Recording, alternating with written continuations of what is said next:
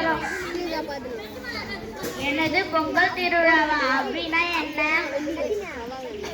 அதான பார்த்தேன். நீதான் பிரைட். உனக்கு எப்படி இதெல்லாம் தெரியும்? சரி சரி, எனக்கு தான் தெரியல. உங்களுக்கு தெரிஞ்சது சொல்றீங்களா? ஓ சொல்றோமே. பொங்கல் இது நம் தமிழரின் பாரம்பரிய திருவிழா.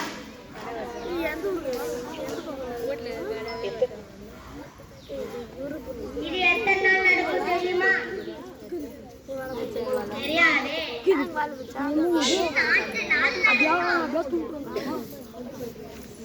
எனக்கு புரியுற மாதிரி சொல்றீங்களா? சொல்றேனே. முதல் நாள் போகி பண்டிகை, மார்கழியின் கடைசி நாள். அந்த தினம் என்ன பண்ணுவோம் தெரியுமா?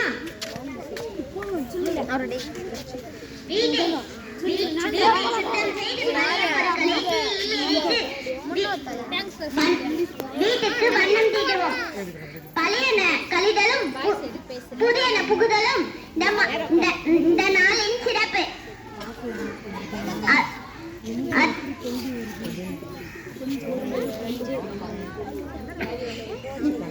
இந்த நாளின் சிறப்பு. அடுத்த நாளான அப்படியா?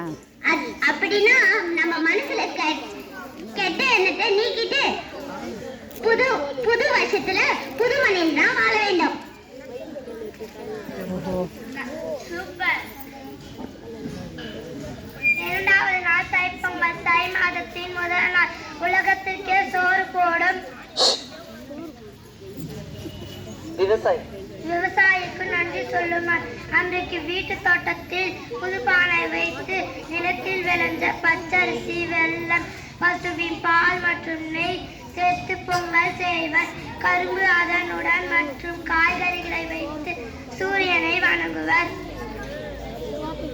பொங்கல் பொங்கும் போது பொங்கலோ பொங்கல் என்று மகிழ்ச்சியுடன் உறக்க கூறுவர். பொங்கி வரும் பொங்கல் போல அனைவரும் வாழ்விலும் மகிழ்ச்சி பொங்க வேண்டும் என்பதே இந்த நாளின் சிறப்பு.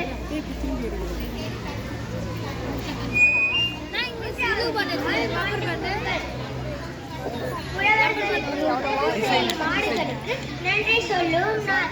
அன்றைக்கு என்ன செய்வோம் தெரியுமா? மாடுகளை குளிப்பாட்டி அதை அலங்கரித்து அதற்கு பிடித்த உணவை கொடுத்து அதை கடவுளாக நினைத்து வணங்குவர். மனிதர்களுக்கும் மிருகத்திற்கும் உள்ள உரிமை கூறுதல் அன்றைக்கு எல்லா ஊரிலேயும் மாடுவிடும் போட்டி நடக்கும். அது மட்டுமா, இளவட்ட இளைஞர்கள் காளை மாட்டை அடக்கி தங்களது வீரத்தை நிரூபிப்பர். இதை கூட சொல்லுவாங்க. இதுதான் நம்முடைய பாரம்பரிய விளையாட்டா? நமக்கு பெருமை தானே. சூப்பர். நானும் ஏறு தழுவுதல் பத்தி நானும் படிச்சிருக்கேன். ஆமாம், கடைசி நாள் என்ன செய்வீங்க? கடைசி நாள் காணும் பொங்கல். அன்றைய தினம் குடும்பத்தில் உள்ள சிறியவர்கள் பெரியவர்களிடம் ஆசீர்வாதம் பெறுவர். பெரியவர்கள் ஆசீர்வாதம் வழங்குவதுடன் சிறியவர்களுக்கு பரிசு பொருட்களை வழங்கி மகிழ்வர். அன்றைய நாள் முழுவதும் குடும்பத்தில் உள்ளவர்கள் நண்பர்கள் ஒருவருக்கு ஒருவரை அன்பை மகிழ்ச்சியுடன் பரிமாறிக்கொள்வர். எனக்கும் ஆர்வமாக இருக்கிறது. நானும் கூட வரலாமா?